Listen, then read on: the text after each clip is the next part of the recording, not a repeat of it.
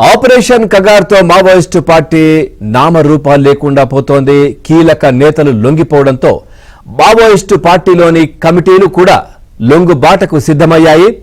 ఈ నెల 20న లొంగిపోతున్నట్లు Gariaband Maoist committee లేఖ విడుదల చేసింది.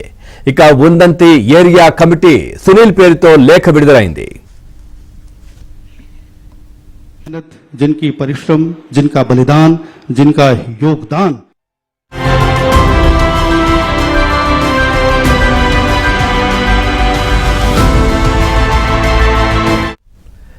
చూస్తున్నాం. ఆపరేషన్ కగార్తో మావోయిస్టు పార్టీ నామరూపాలు లేకుండా పోతోంది. కీలక నేతలు లొంగిపోవడంతో మావోయిస్టు పార్టీలోని కమిటీలు కూడా లొంగుబాటుకు సిద్ధమయ్యాయి.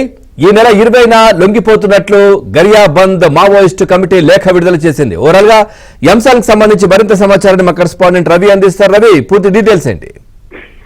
పవన్, మావోయిస్ట్ పోలిట్ బ్యూరో సభ్యుడు, కేంద్ర కమిటీ సభ్యుడు మల్లోజుల వేణుగోపాల్ బాటలో సాయుధ పోరాట విరమణ చేసేందుకు నిన్ననే చూసాం. మరో కేంద్ర కమిటీ సభ్యుడు తక్కలపల్లి వాసుదేవరావు కూడా లొంగిపోగా, తాజాగా గరియాబంద్ జిల్లాలో పలు డివిజన్ కమిటీలు కూడా లేఖలు ఈ రోజు విడుదల చేశారు. సునీల్ పేరుతో ఒక లేఖ విడుదల చేశారు. ఎల్లుండి అక్టోబర్ 20వ తారీఖున తాము సాయుధ పోరాట విరమణ చేస్తున్నాము, లొంగిపోతున్నామంటూ కూడా ఒక బహిరంగ లేఖ విడుదల చేశారు. ముఖ్యంగా మల్లోజుల వేణుగోపాల్ బాటలో, అదేవిధంగా ఆశన్న బాటలో మేము కూడా లొంగిపోతున్నాం, ప్రాణాలు విలువైనవి.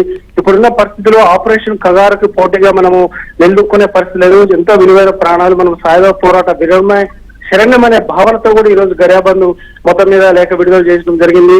ఓవరాల్ గా చూస్తే మావోయిస్ట్ కంచుకోట అబూజ్మాడ్ మొత్తం ఖాళీ అయింది. ఇప్పటికే ఉత్తర బస్తర్ డివిజన్ తో పాటు మార్డ్ డివిజన్ కూడా మొత్తం లొంగుబాటులో ఉన్నారు. ముఖ్యంగా చూస్తే ప్రస్తుతం గతంలో 16 రాష్ట్రాల్లో శాసించిన మావోయిస్ట్ పార్టీ రెడ్ కారిడార్ రుజువంతో ప్రస్తుతం కేవలం 3 జిల్లాల్లో, దక్షిణ బస్తర్ జిల్లాలో సుక్మా, బీజాపూర్, నారాయణపూర్ జిల్లాలకి పరిమితమైంది.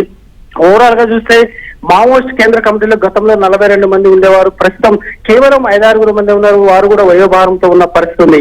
ఈ నేపథ్యంలో ఇప్పటికే కేంద్ర హోంమంత్రి అమిత్ షా శపథం చేశారు. వచ్చే ఏడాది మార్చి 31 నాటికి దేశంలో మావోయిస్ట్ పార్టీని పూర్తిగా కూకట వేలతో పెకిలించి వేస్తామంటూ అమిత్ షా ఏదైతే శపథం చేశారో, ఈ నేపథ్యంలో ఛత్తీస్గఢ్ దండకారణమంతా భద్రతా బలగాలు హస్తగతమైంది. ఇప్పుడున్న పరిస్థితిలో 1,00,000 మంది పారామిలిటరీ బలగాలతో ఉన్న 5-6 మందితో పోరాటం చేయడం చాలా కష్టమైన పని కాబట్టి లొంగిపోవాలంటూ ఏదైతే మల్లోజుల వేణుగోపాల్ ఉన్న విజ్ఞప్తి చేశారో దానికి పలు డివిజన్ కమిటీలు కూడా స్వచ్ఛందంగా లొంగుబాటులో ఉన్నాయి. ఓవరాల్ చూస్తే 50 ఏళ్ల నక్సలిజం ఇక అంతిమ దశకు చేరినట్టుగా మనం చెప్పొచ్చు. మిగిలిన వాళ్ళని చూస్తే గణపతితో పాటు ముఖ్యంగా టీఎల్సీఎస్ సుప్రీం కమాండర్ గా ఉన్న మడవి హిడ్మా టార్గెట్ ఉన్నారు.